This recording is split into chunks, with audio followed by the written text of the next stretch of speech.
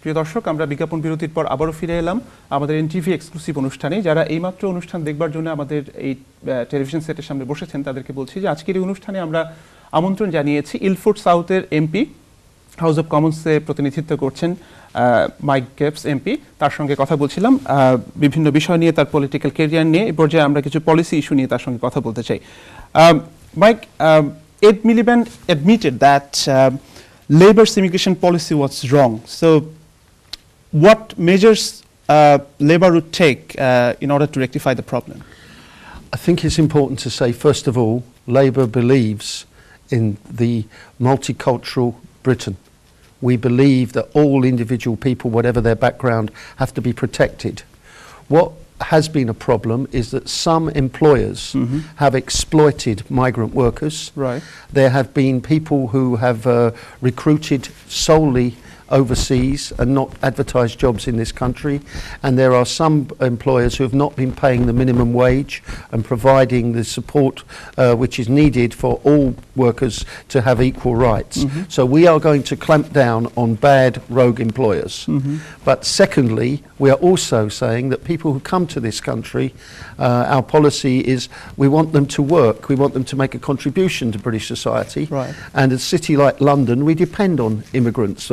London is a global city. Many people come from all over the world to work in London, as well as in other parts of the UK. And what we are saying is that you won't be able, the policy is that you won't be able to claim any benefits for 2 years. At present it is 1 year, but you won't be able to claim for 2 years if you come as a migrant to Britain. But of course most migrants don't claim benefits at all. Right. Most migrants work. They make a bigger contribution, in fact, to our country than they take out. Do you think that would address the problem? I think that the question is it will be wrong to try and bring in arbitrary figures. Because the Conservatives have shown they had an arbitrary figure, they were going to reduce immigration, but that's a nonsense. Because most migrants come to work. If your economy is growing and there are jobs and you can't find your domestic workers to do those jobs, then you recruit people from other countries. And there are skilled people who come from different parts of the world to work in Britain because they provide skills which employers want. Right. The important thing is that those jobs should also be advertised in the UK, and that British workers should also have a very good chance to get such jobs, not that some employers seem to have just recruited from other countries. Right. In terms of EU debate, I mean, correct me if I'm wrong, is Labour a bit sceptical to participate in EU debate? Or what is Labour's stand in terms of EU referendum? Labour believes that Britain should stay in the European Union. Okay. European Union is good for Britain. It allows us to work with other countries on issues like environment, on international security, policing against criminal gangs and so on. And the European Union as a voice in the world means that European countries are able to speak loudly internationally. And otherwise the United States and China and some other countries would be dominant, and the European countries, because they are each individually quite small in population, would have less voice. So Britain will have its own voice, but as part of a collective European voice we are stronger. That's the first point. Secondly, the Conservatives are in danger because of their referendum obsession of putting Britain's membership of the European Union at risk. And what's worrying is not necessarily that there would be a referendum where the British people would vote to leave. I believe they would vote to stay. But in the uncertainty leading up to that, some international companies might decide it's possible Britain will leave. Therefore, we won't invest.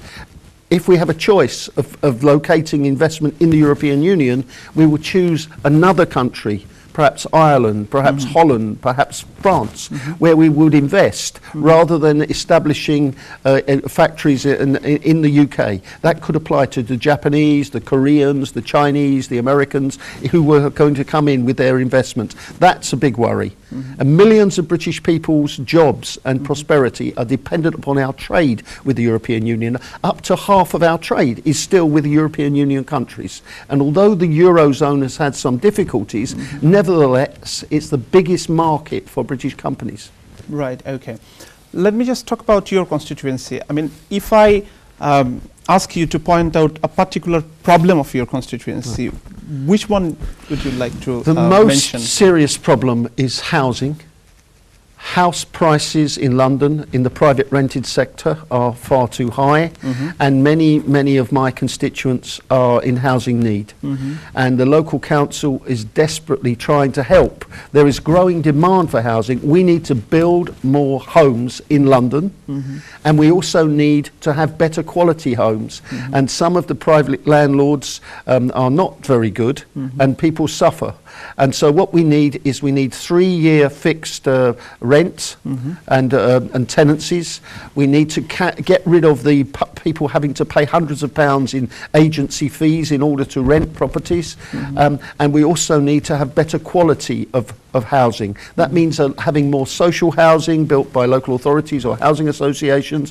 It also means having better family homes rather than just tower block flats. We need family homes with gardens where people with young children can have their children playing rather than being in an environment which is not good for young children. And I believe that requires us to have a different attitude to our planning laws and also to recognise we need to build more homes in London. Right. You have been the Member of Parliament since 1992. That's right. That's a long time. Yeah. So it's gone very quickly. Right, that's true. But what is the secret being so popular in a particular area? I mean, hard work. Okay. It's the most important. I've also, I mean, I'm also been helped by having a good team of people who worked for me and work with me. And we've built up a Labour base in my borough, in my constituency and in the borough, whereby the Labour Party now is much stronger. We've now got a majority Labour council for the first time ever. We won last year. And so from the days when I was first elected, there has been an increase in Labour support in Redbridge as a whole. I think I've helped contribute to that, but there are a lot of people who work together for that. They uphold the Labour values, right? Yes. Right.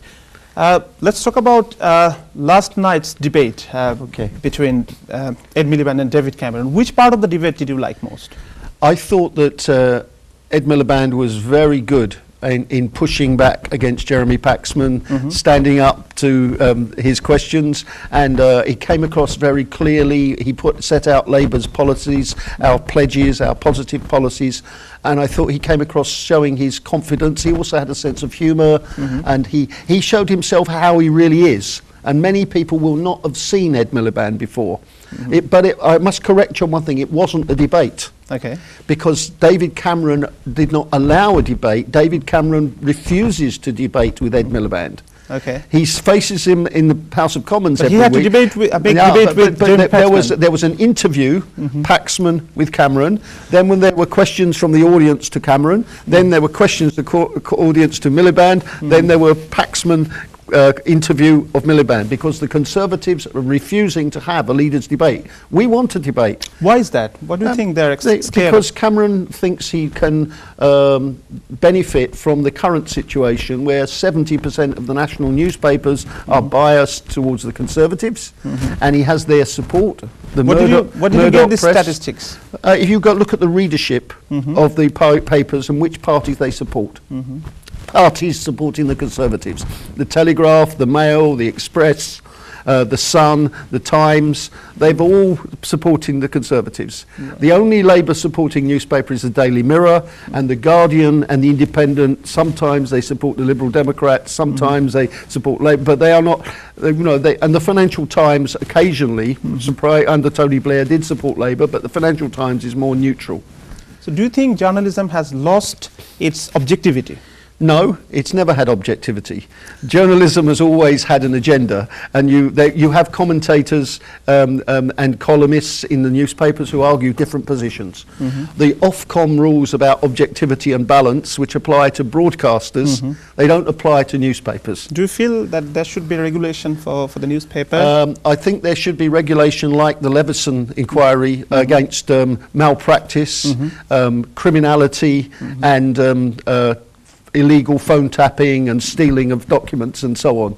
I agree with that, but I don't think you can regulate the politics of newspapers. No, I don't think that's possible. I don't think that's wise. Right. In the last night's debate, sorry, it's not a debate, that was an interview. So in that interview, Ed Miliband has claimed that he is tough enough to be the Prime Minister. He is. Do you think so? Absolutely. Okay. I think, and the problem is you can't prove that you're going to be a good Prime Minister until you actually do it. Okay. And I actually think that David Cameron has sometimes shown lack of judgment and has made rash announcements, for example, his immigration pledge and various other things. And he sometimes gives the impression that he is looking for today's headlines rather than thinking strategically, calmly for the long term. I think Ed Miliband is very much somebody who is thinking long term about what is needed for our country. But still, some of the Labour politicians, I mean very influential Labour politicians, have got some sort of dissatisfaction with the leadership. Which influential Labour politicians? I've seen a number of politicians that are giving interview to the BBC that he's not impressive enough, he's not tough enough. I don't think they're very influential people. Okay. I think there are a handful of disgruntled people who want to make publicity. But the vast majority, I've been at the Parliamentary Labour Party meeting in the last few weeks. The mood in the Parliamentary Labour Party, the mood in the Labour Party generally is very good. Okay. And the first thing to say is that when Labour lost the last general election in 2010, the prediction from all of the so-called commentators was that there would be a civil war in the Labour Party, that we would be out of power for 30 years, a generation, and that hasn't happened. The Labour Party is very united. We have a good team. We have a young team of our shadow cabinet, men and women, very, very good group of politicians. And I think we are going to be, when we get into government, we are going to be a very positive, dynamic, cohesive party in government. And Ed Miliband deserves a lot of credit because he's the leader of that. He has taken us from a position where we got a very bad result in 2010 to the position today where we are potentially on the verge of being back in government in only 5 years. And that's not happened before. The Labour Party's history is that when we lose an election, we have 13 years or 18 years in opposition before we come back. And this time we are very close. Right. No, I accept that, but I do not understand one thing. Why still people tend to compare Ed Miliband with David Miliband? I think that's inevitable. If you defeat your brother in a contest and you are the younger brother, that is inevitable. I personally have a very high opinion of David Miliband. I worked with him. I was the chairman of the Foreign Affairs Committee when he was Foreign Secretary. Right. And he is a really excellent man. But in a democracy, you can only have one leader. And David, unfortunately for him, he lost. And he has moved out of British politics now. He's now in New York. He's working internationally. He's doing an excellent job on humanitarian relief for the International Rescue Committee.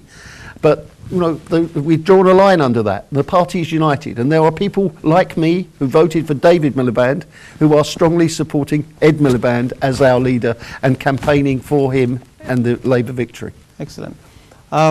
How would you like to describe the ethnic minorities representation within your party, I mean party politics? Well, locally and nationally, we have ethnic minority representation in the Labour Party, which is much, much stronger than the other parties have. To be fair to them, the Conservatives have improved a bit in recent years, but the Liberal Democrats have a very poor representation of minorities. In Redbridge, my borough, the leader of my council is Councillor Jaz Atwal, who is a Sikh. And I have senior figures, Councillor Mohammed Javed, who is of British Pakistani heritage, and others who are in senior positions. And a lot of my younger councillors in my ward, I have two young councillors in their 20s.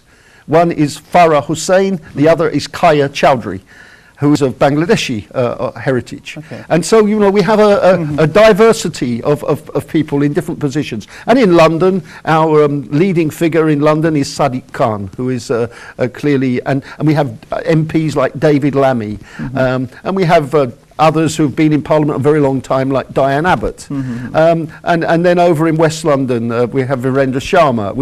We have a diversity of British Indian, British Pakistani, and people from the Caribbean or from Africa, a diverse group of people within our party. How would you like to describe the rise of UKIP? I think it is worrying, but it is not just a British phenomenon. The rise of demagogic, populist, anti-establishment parties. We have seen it in France with the National Front. We have seen it in Greece with parties both of the far left and the far right. We've seen it also in Italy at one time. And this is a phenomenon even in countries like Germany, which is happening all over. It's part of the austerity and the problems that we've faced since 2007, 2008. At the same time, we also see extremism in other parts of the world. This is not just a European phenomenon. And I think UKIP is part of that. It's not the same because it's British characteristics, but UKIP represent a group of people who, in my opinion, wish to turn the clock back to 1953 and have not come to terms with the modern, diverse Britain that we have today. And there obviously are people who are worried about fast change and about things which you know they find it difficult to cope with. Many of the UKIP voters are just sending a protest. They are not racists, but there are people within UKIP who are racist, and they have acquired a group of extreme people who are also joined this phenomenon. But in Redbridge, I can pleased to say, in my part of London, they have almost minimal support, and they don't have any councillors, and they don't have any representation. Right. We are at the end of the interview. Can you just say something to the viewers? I mean, I think a number of viewers of NTV have been living in your constituencies, so can you just say a few words to them? Well, I'm delighted that people have chosen to come to live in Ilford, mainly from inner London. They moved to, many people from Tower Hamlets in particular have come to live in Ilford because they recognise that Redbridge is a harmonious, diverse borough, and we're looking up, we're going well, and we've got good schools, and we really welcome the fact that people wish to come and live in our borough and add to our prosperity and the diversity and the great things about the area that I represent. Thank you. প্রিয় দর্শক, আমাদের সময় হয়েছে ছোট্ট একটা বিজ্ঞাপন বিরতিতে যাবার। বিজ্ঞাপন বিরতির পর আমরা আরেকটি সাক্ষাৎকারে চলে যাব কনজারভেটিভ দলীয় এমপি স্টিফেন হ্যামন্ড তার সঙ্গে আলাপচারিতায় যে বিষয়গুলো নিয়ে আমরা কথা বলছিলাম মাইক গেপসের সঙ্গে, সেই বিষয়গুলো নিয়ে আমরা কনজারভেটিভ বা ক্ষমতাসীন দলটির একজন প্রতিনিধির পার্লামেন্টের তার মতামত জানবো, তার ভাবনাটি আপনাদের সঙ্গে শেয়ার করতে চাই। সঙ্গেই থাকুন।